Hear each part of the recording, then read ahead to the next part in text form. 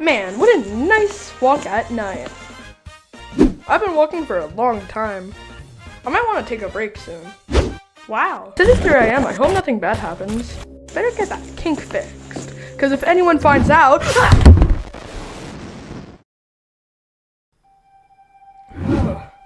Oh god, where am I?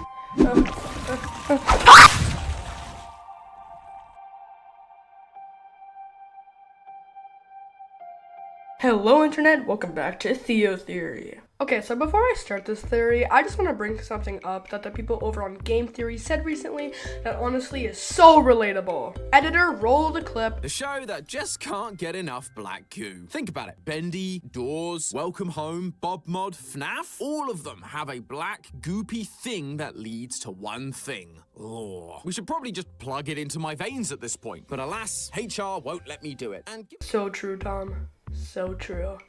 Anyways, now on to this theory. So obviously, y'all really wanted me to come back after my last theory. Also, I must thank all you guys who watched it. The video ended up doing really well, so I'm here to make a part 2. Also, I made one mistake in my last video. I miscounted the months, and instead of June 1985, it's actually August 1985. So sorry about that. Anyways, a couple days after I posted the Theo theory, Qaurtz uploaded a video that goes to show my last theory was actually correct. Anyways, enough talking about this stuff. I know you all just want me to get to this theory, so grab your scene cream friends, because it looks like we're diving straight back where we left off in the Eyes files. So where we left off last video, if you haven't seen it, go watch it. It's a banger video. I said in my last theory that Cody Jordan had infected the eyes somewhere around August 1985. And the newly infected scene cream was released somewhere close to the 6th, 13th, 20th, or 27th of May 1986. Let's see, oh yeah, Andy had gotten a bit of eyes on him and no clip to a liminal space called the Void, a certain level of the Void. More onto that later. And Andy was trapped there for more than 9 years. Yep, okay, that's a quick recap. Now, time for the new stuff. So first things first, the video Andy uploaded isn't that long, but holds some very interesting points. First, oh my god, there's finally an image of Cody and Matt! Thank you, Andy! So yes, these are just images of Cody and Matt, but do you notice something interesting about them? Or like one of them? What about now? Can you see it now? Well, if you didn't notice, Cody is missing an eye, and he throws an eye into the scene cream. If this isn't obvious yet, I don't know what is. But if you connect the dots, Cody is that insane that he took out his own freaking eye and put it in the scene cream! Also, this is totally unrelated, but it's cool the scene cream used to actually be green before Cody infected it. I kind of thought that was cool. This video will be put in the description, but if you're too lazy, I'll just play it here now.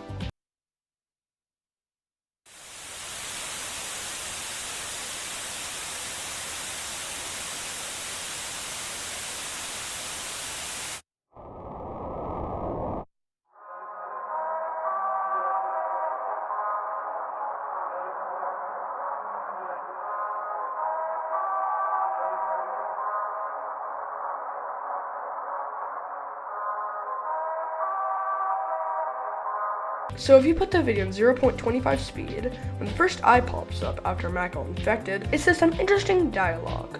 Here it is. Andy escaped. Empty clipped him into the void. We'll get him. So this tells us one thing, that Empty, being the god of the Eyes Files universe basically, or a god, teleported Andy on purpose to the void. Why? Probably to save him from the eyes. And also the eyes clearly want Andy dead from saying, we'll get him. Anyways, other than that, that's all the lore in the new Andy video. If I missed something in that video, please tell me. And I'm mostly happy about finally having an image of Matt. Yay! So it turns out in the video, depths.mp4, Andy had actually, yes, teleported to the void, but on the lowest layer / floor, called the depths. Now that's a bit of information we got down so far. Let's break some of it down. So first and foremost, a lot of you are probably wondering, But Theo, what in the world is a level in the void? What does that mean? well, time for me to tell you. So recently, just got told this by Empty, he's a lifesaver by the way, that the void has different levels, each level being something different. The order it goes is white layer being the top floor, blue layer being a giant white land where we follow the characters Josh and Mike. I'll get into their story in a future theory.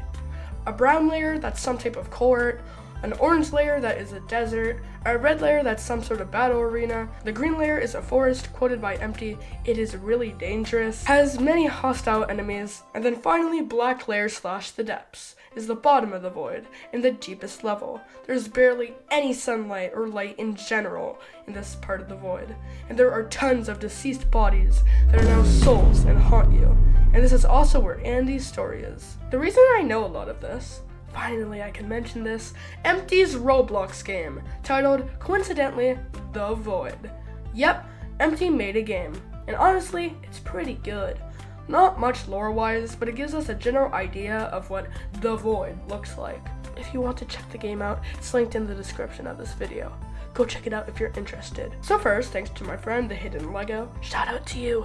Being one of Empty's really good friends, sent me screenshots from when Empty was cosplaying as Andy Qaurtz on Discord. When Empty did this, he ended up sending tons of crazy lore. Here are the screenshots. Wait, are you still in the void? Because I'm also in the void. Oh yeah, I'm in a forest right now, so let me know if you can meet up somewhere. The main thing that we can get from this screenshot is Andy said he was in a forest. Well, what's the only other forest in the void? The green layer. So after Andy escaped the depths, he obviously ended up in the green level / layer. And that makes sense because after the depths on the void level map, the next one up is green. Now time for the real part of this theory. Why I think Andy might actually die in the void, but particularly get close to dying at least in the green layer. So first, in the Scratch project, the Salesman ad.mp4 on Scratch, it seems like a normal scary ARG ad, with no meaning. But, did you notice something at where this is located?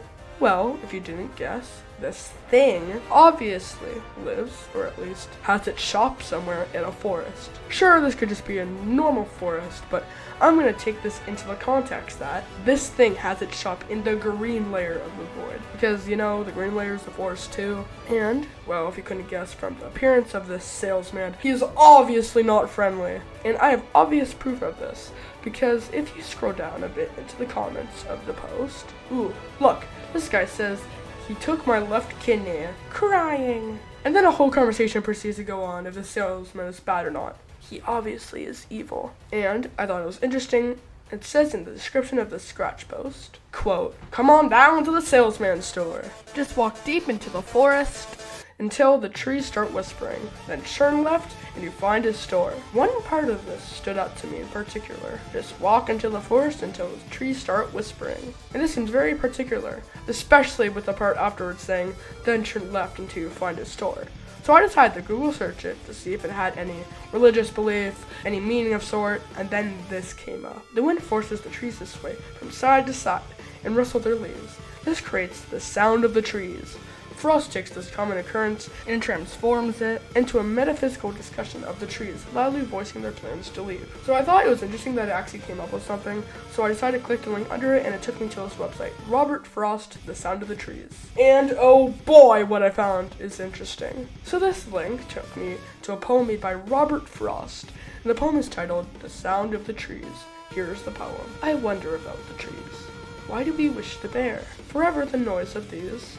More than another noise, so close to our dwelling place. We suffer them by the day, till we lose all measure of pace, and fixity in our joys, and acquire a listening air. There are that talks of going, but never gets away, and that talks no less for knowing, as it grows wiser and older, that now it means to stay. My feet tug at the floor, and my head sways to my shoulder. Sometimes, when I watch the trees sway, from the window or the door, I shall set forth for somewhere. I shall make the reckless choice. Someday, when they are in voice and tossing so as to scare the white clouds over them on, I shall have less to say. But I shall be gone. So I tried to find a deeper meaning in how this could relate to our story with our protagonist being Andy, and I couldn't really find anything, at least for now. This will come in handy later. If you find any other hidden meaning, please tell me in the comments. So next, I decided to actually look at where the salesman is. He seems to be in a forest completely covered in eyes. Again, I did a Google search for black trees with creepy eyes, and surprisingly, this came out. One of the most peculiar pieces of Appalachian, hopefully I said that correctly, wisdom is the saying, "Don't look in the trees." This chilling warning is part of a broader collection of stories meant to keep people wary of the deep, shadowy forests that surround them. Alongside this warning are other well-known Appalachian beliefs, such as, I saw the word Appalachian and found out it was meaning the Appalachian Mountains. And wouldn't you know, the mountains have tons and tons of trees. Anyways, after a bit of digging, after searching up all black forests with creepy eyes on the trees meaning, I found a link that took me to this website that had exactly what I was looking for. The mystery behind Appalachian folklore, Don't Look in the Trees, and Other Tales of the Woods, Echoes of Alapachai. Scroll down enough, you find the paragraph. If you hear whistling at night, you didn't. Similar to the previous saying, the warning about whistling at night speaks to the eerie quality of sound in the Alapachai Mountains. Whistling, particularly at night, has long been associated with supernatural activity. In many cultures, whistling is seen as a way to summon spirits, or worse, to attract evil entities. In Appalachia, hearing a whistle at night could be considered an omen of danger or mischief, often linked to the folklore of the Haints, restless spirits, or mysterious creatures in the woods.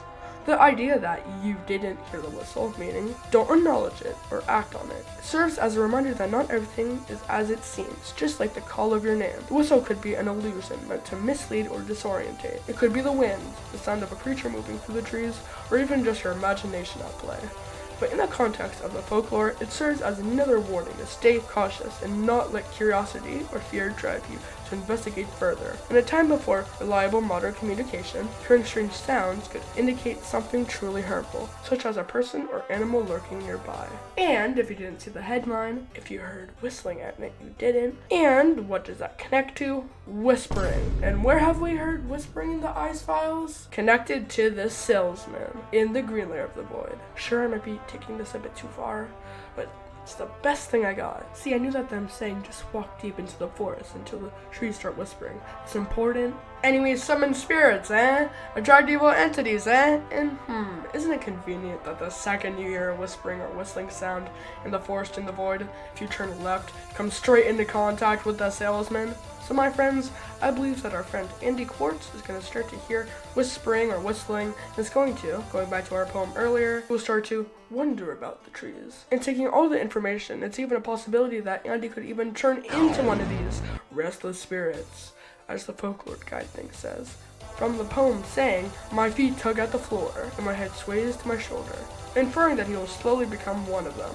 This is just one possibility. The next one, we're going to have to go back to the poem again. Sometimes when I watch the trees sway from the window or the door, I shall set forth for somewhere. I shall make the reckless choice. Someday when they are in voice and toss things so as to scare, inferring that the tree will force him to find the salesman or something worse. But this next part is interesting. The white clouds over them on, I shall have less to say, but I shall be gone. So this part is interesting, since it's in story context, saying that Andy might actually somehow get away, either by getting close to dying or ignoring the whispering/whistling of the trees and moving on with the salesman. And if that does happen, and Andy does get away, what will happen to him next? By the way, I forgot to say this, but the salesman is freaking 8 feet tall, possibly more. Will this monster of a thing go after him, or will he run into something possibly even worse? Well, my friends, maybe next time we can find that out. I have 27 pages of script. Please help me. Now that's it for this video. If this video does well, I will do a part 3 eventually. Anyways, just remember, my friends, that's just a theory. A Theo theory. And remember, you can't have a theory without Theo. By the way, if you like ARGs like this, I just made an ARG of my own. It will be linked at the end of the video or like right here. So yeah, go check it out if you like ARGs like this. So